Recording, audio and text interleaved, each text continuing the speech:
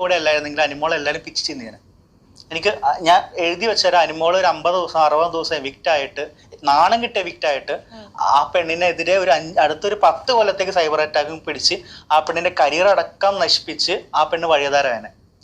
ഞാൻ അതിൽ പ്രൗഡാണ്. ഞാൻ ആ പെണ്ണിന്റെ കൂടെ നിൽക്കുന്നത് കൊണ്ടാണ് ആ പെണ്ണ് ഇപ്പോൾ അവിടെ സർവൈവ് ചെയ്യുന്നത്, സപ്പോർട്ട് ചെയ്യുന്നത്. ഏവർക്കും എൻ്റെ വ്ളോഗിലേക്ക് കൃത്യമായ സ്വാഗതം.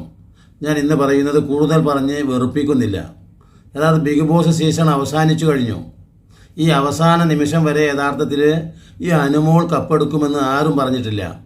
മറിച്ച് അനീഷിനാണ് കപ്പ് എന്നാണ് ഭൂരിപക്ഷം ആളുകളും പറഞ്ഞു കഴിഞ്ഞത്. എന്തുകൊണ്ടെന്നാൽ വ്യക്തിപരമായിട്ടുള്ള ആ ഉത്കൃഷ്ട സ്വഭാവം, അതോടൊപ്പം തന്നെ ആ ബിഗ് ബോസിൽ പാലിക്കേണ്ട മര്യാദ, ആ ബിഗ് ബോസിനകത്തെ മറ്റു കണ്ടസ്റ്റൻറ്റുകളെ അപേക്ഷിച്ച ഒരു മാറ്റം, ഇതൊക്കെ എല്ലാവർക്കും അറിയാം. മാത്രമല്ല അദ്ദേഹത്തിൻ്റെ ബന്ധുക്കൾ പറയുന്നത്, മറ്റുള്ളവരൊക്കെ പറയുന്നത് നമ്മൾ കണ്ടതാണ്.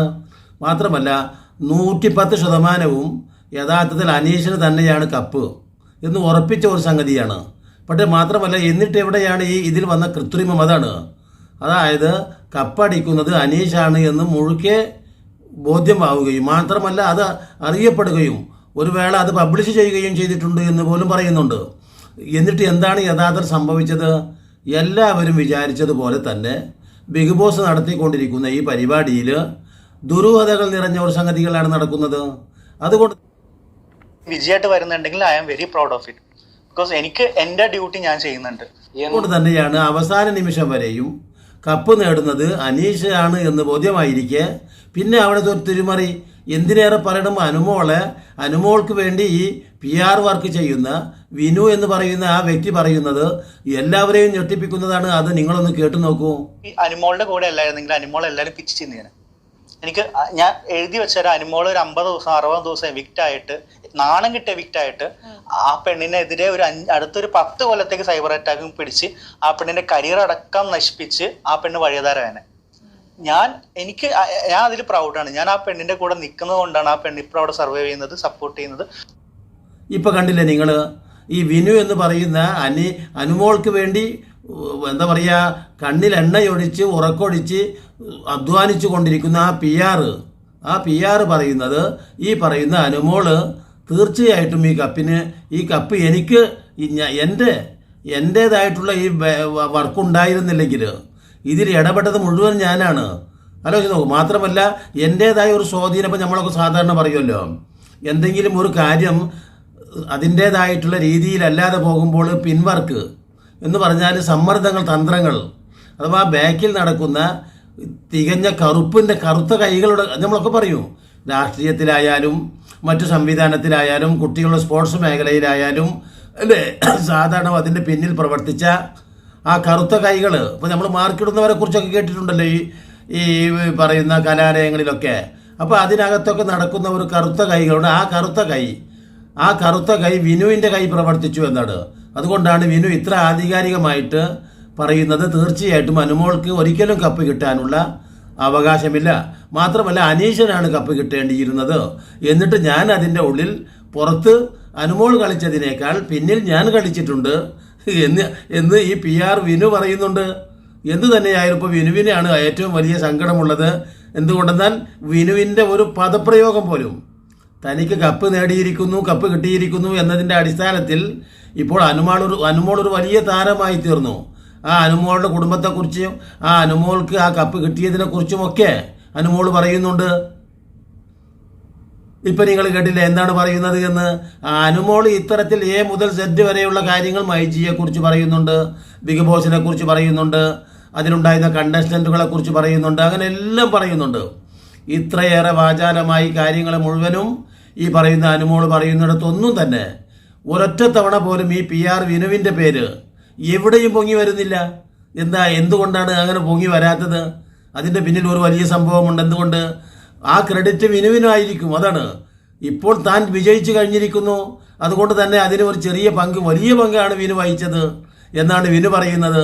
പക്ഷേ തീർച്ചയായിട്ടും വിനു ഒരു പങ്കും വഹിച്ചിട്ടില്ല എന്ന ഒരു നിലക്കാണ് യഥാർത്ഥത്തിൽ ഇപ്പോൾ അനുമോളുടെ ഓരോ ഇൻ്റർവ്യൂവും ഓരോ പെരുമാറ്റങ്ങളും ഉള്ളത്. ഒരിടത്ത് പോലും നമ്മളൊക്കെ സാധാരണ രീതിയിൽ നമുക്ക് എവിടെയെങ്കിലും ഉപകാരപ്പെട്ട് വന്നിട്ടുള്ള ഒരു വ്യക്തിയെ അല്ലേ നമ്മൾ എപ്പോഴും വാഴ്ത്തി പറഞ്ഞുകൊണ്ടിരിക്കും ഒരു കാര്യത്തിൽ.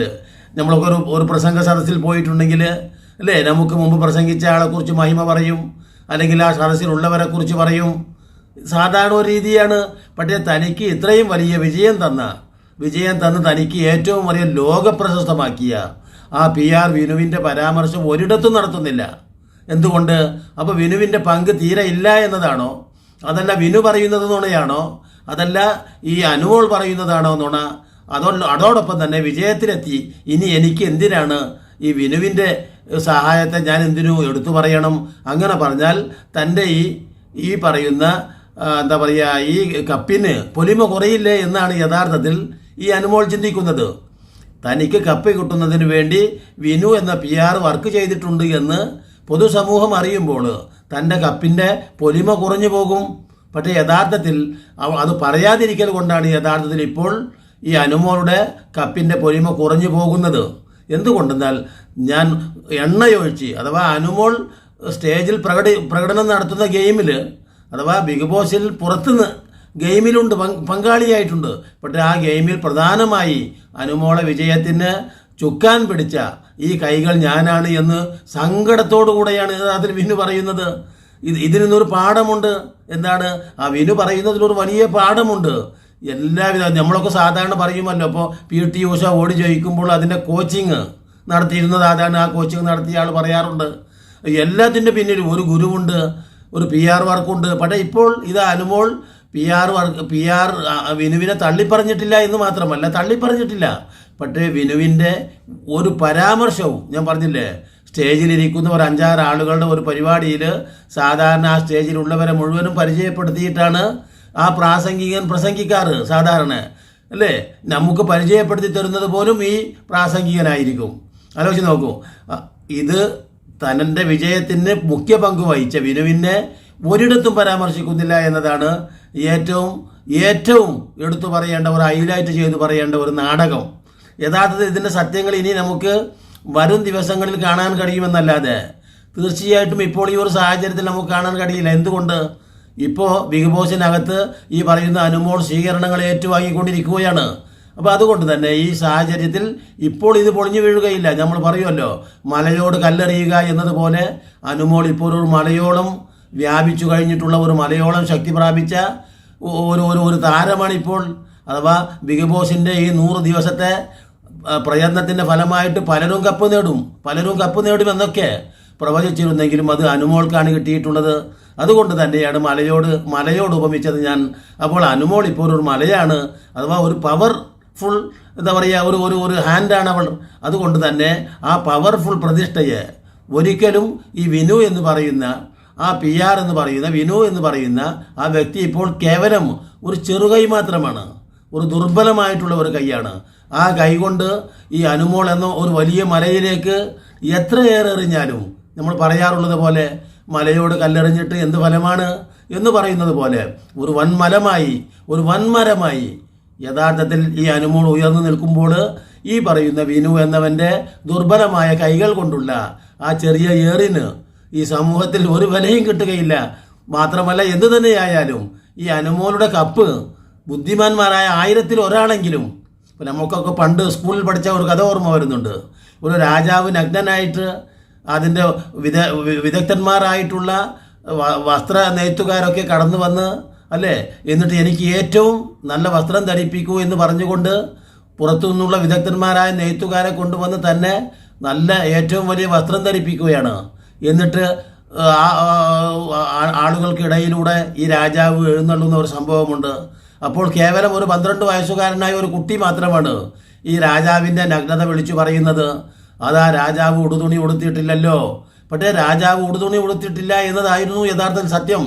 പക്ഷേ ആ സത്യത്തെ എല്ലാവരും അറിഞ്ഞുകൊണ്ട് തന്നെ മൂടി വെച്ചു. രാജാവാണല്ലോ, രാജാവിനെതിരെ അങ്ങനെ പറഞ്ഞുകൂടാ എന്നതുപോലെ തന്നെ ഇപ്പോൾ ഒരു വൻമരമായ, വൻ രാജ്ഞിയായ, വൻ മലയായ ഈ അനുമോൾക്കെതിരെ എന്തു തന്നെ ആര് പറഞ്ഞാലും അത് വളരെ ദുർബലമായിട്ട് തന്നെ സമൂഹം കാണുകയുള്ളൂ. വരും ദിവസങ്ങളിലൊക്കെ പിന്നീട് ചർച്ച ചെയ്താക്കേമെന്നല്ലാതെ, പക്ഷെ അത് പൊട്ടിപ്പൊളിയുമെന്നല്ലാതെ ഇപ്പോൾ ഒരിക്കലും തന്നെ അനുമോളെ ഇത് ബാധിക്കുകയില്ല എന്ന് പറഞ്ഞുകൊണ്ട് ഇനിയും നല്ല നല്ല വീഡിയോകളുമായി നിങ്ങളെ കണ്ടുമുട്ടുന്നത് വരെ നിങ്ങൾക്ക് നന്ദി.